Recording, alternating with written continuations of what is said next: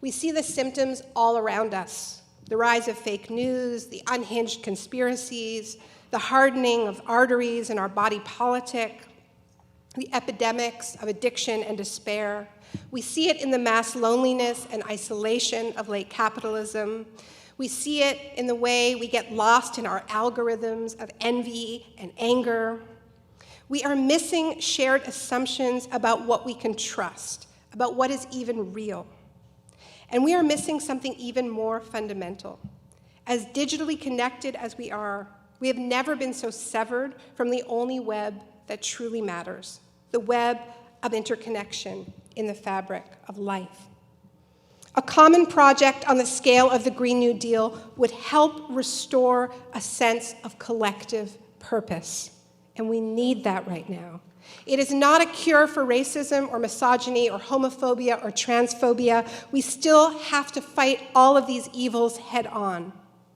But it would give us a sense that we are working together for something bigger than ourselves, something that we are all part of creating.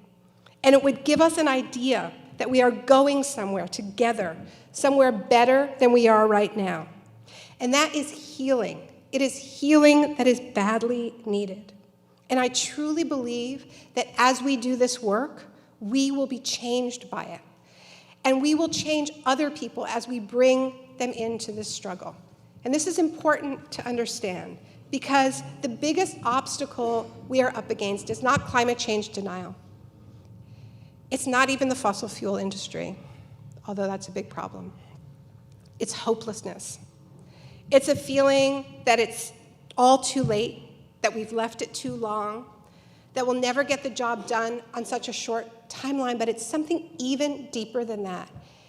It's a feeling that we aren't good enough to do this, because we've been told that by economists and politicians for so long. For 50 years of neoliberalism, we've been told that all we are atomized, selfish, gratification-seeking units. We were told by Margaret Thatcher that there is no such thing as society, and so no wonder people believe that they can't do this collective work. They have been told that they can't. But we will be changed by this struggle, and we are not starting from scratch, because the groundwork for this moment has been laid by tens of thousands of people and thousands of organizations who have been preparing for this breakthrough for decades, centuries in the case of indigenous communities that have been protecting their way of life for just this moment when the generation would come that was ready to listen.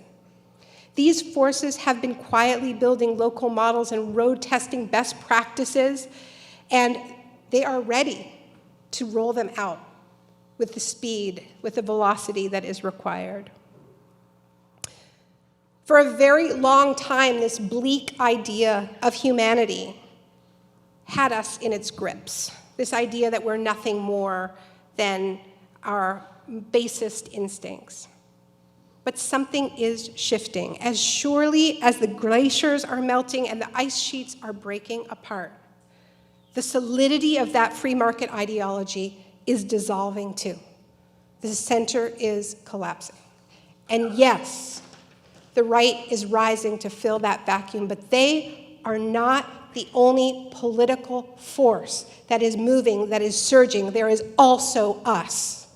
There is also the people in this room and in rooms like it that are organizing in unprecedented ways. We are in a race against time, a race against fascism, a race against climate chaos, and we are holding out a new vision for another world, a new vision of what humanity can be. It's coming from the streets, from the schools, from workplaces, from unceded territories. It's a vision that says that all of us combined make up the fabric of society.